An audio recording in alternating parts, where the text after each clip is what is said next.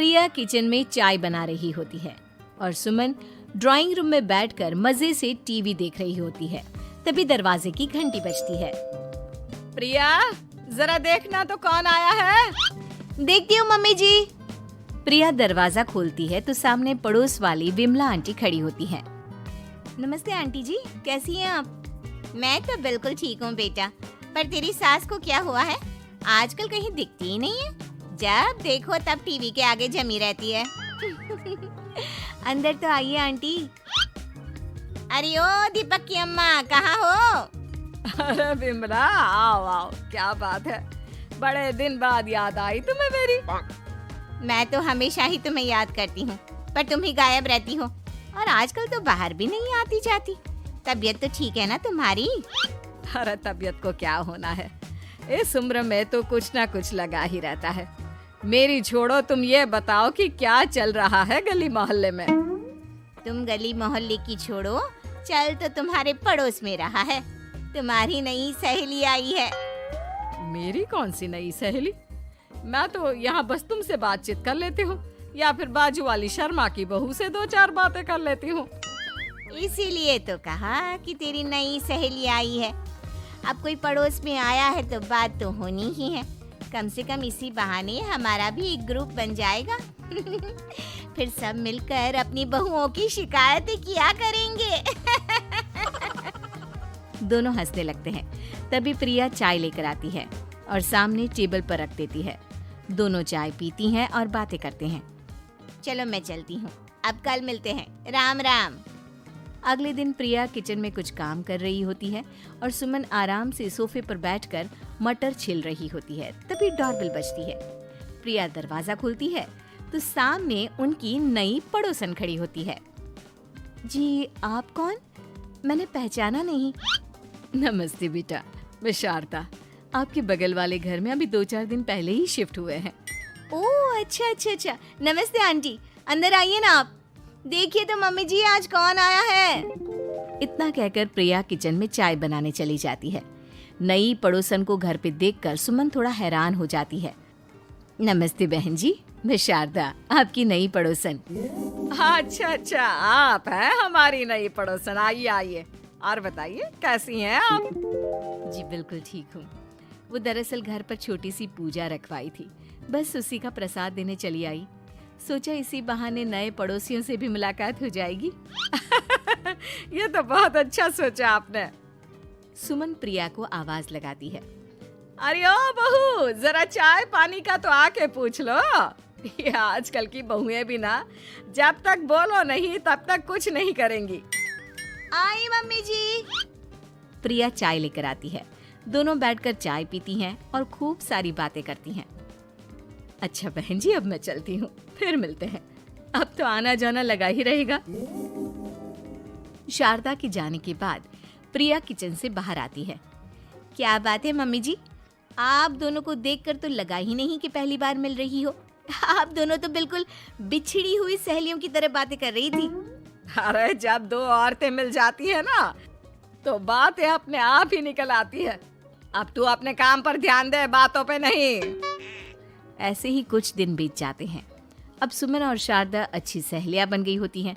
दोनों एक साथ मंदिर जाती, मार्केट जाती और कभी कभी तो विमला भी इनके साथ मिलकर खूब हंसी ठिठोली करती। एक शाम तीनों बैठकर सुमन के घर पर चाय पी रही होती हैं कि तभी बहुत तेज बारिश शुरू हो जाती है। सुमन जोर से प्रिया को आवाज लगाती है। प्रिया, ओ प्रिया, देख कितनी तेज बारिश हो रही है। जाके छत से सारे कपड़े ले आ, नहीं तो सब भीग जाएंगे। सुमन 2 बार आवाज लगाती है लेकिन प्रिया का कोई जवाब नहीं आता। शायद प्रिया कुछ काम कर रही है, इसीलिए कुछ जवाब नहीं दे रही। अरे काहे का काम, आराम फरमा रही होगी महारानी। तभी प्रिया बीमार हालत में अपने कमरे से बाहर निकलती है। हाँ मम्मी जी, क्या हुआ? मेरी तबीयत थोड़ी ठीक नहीं है ना, इसलिए आग लग गई। अरे सारे कपड़े भीग गए और तुझे सोने से फुर्सत नहीं है। सबके सामने सुमन के मुंह से ऐसी बातें सुनकर प्रिया उदास हो जाती है और छत से कपड़े उतारने चली जाती है। सुमन, ये क्या बात हुई? प्रिया ने बताया ना कि उसकी तबीयत ठीक नहीं। इसलिए उसकी आंख लग गई। तुम भी ना खामखा उसे सबके सामने सुना दिया। अरे आप नहीं जानती शारदा जी, कुछ बहुएं ना बहुत आलसी होती है, घर का एक काम नहीं करना चाहती। ऐसा नहीं है सुमन, तुम्हारी बहू तो बहुत प्यारी है, तुम्हारी सारी बात भी तो मानती है। हाँ सुमन, तुम प्रिया के बारे में ऐसा क्यों सोचती हो? मेरी भी दो बहुएं हैं, लेकिन मैं उन्हें अपनी बेटियों की तरह रखती हूँ। आखिर वो भी तो किसी की बेटियां ही है ना। और अगर तुम ऐसा ही व्यवहार करोगी तो एक दिन प्रिया भी तुम्हारे साथ ऐसा ही बर्ताव करेगी। शारदा और विमला की बातें सुनकर सुमन की तो बोलती बंद हो जाती है। वहीं प्रिया भी बाहर से सारी बातें सुन रही होती है। अरे मैं कोई उसकी दुश्मन थोड़ी ना हूँ, मैं भी उसकी माँ हूँ, लेकिन कभी कभी सास बनना पड़ता है, नहीं तो बहुएं हाथ से निकल जाती है। देखो सुमन, ये सब सोच का फर्क है। अगर तुम ये सोचोगी तो कभी प्रिया को अपनी बेटी नहीं बना पाओगी। इतना कहकर शारदा और विमला वहाँ से चली जाती हैं और सुमन अकेले बैठकर उनकी बातें सोचने लगती है। अगले दिन प्रिया और दीपक अपने कमरे में बैठकर बात कर रहे होते हैं और सुमन उनके कमरे के बाहर कुछ काम कर रही होती है और उन दोनों की बातें सुन लेती है। दीपक, तुम्हें पता है हमारे पड़ोस में जो शारदा आंटी है ना, बहुत अच्छी हैं। अच्छा, ऐसा क्या हो गया जो तुम्हें वो इतनी अच्छी लगने लग गई? कुछ खास नहीं, बस कल जब मम्मी जी मुझे सबके सामने सुना रही थी तो शारदा आंटी ने मेरा साथ दिया। मैं तो सच में हैरान ही रह गई थी जब उन्होंने मम्मी जी को मुझसे ऐसा बर्ताव करने के लिए मना किया। अच्छा, फिर क्या हुआ? होना क्या था, शारदा आंटी तो मम्मी जी को समझा ही रही थी कि बहू को भी बेटी की तरह ही रखना चाहिए, लेकिन मम्मी जी तो मम्मी जी है ना, उन्हें तो मुझ में हमेशा कमी ही दिखती है। काश मुझे भी शारदा आंटी जैसी सास मिली होती जो मुझे भी अपनी बेटी जैसी समझती। सुमन ये सब सुनकर बहुत उदास हो जाती है और वहाँ से चली जाती है। प्रिया की बातें सुमन के कानों में बार बार गूंज रही थी। उसे बहुत शर्मिंदगी महसूस हो रही थी कि उसने प्रिया के साथ बहुत गलत किया है। अगले दिन सुमन शारदा और विमला को बुलाती है। क्या बात है सुमन, आज तूने ऐसे अचानक क्यों बुलाया? सब ठीक तो है ना?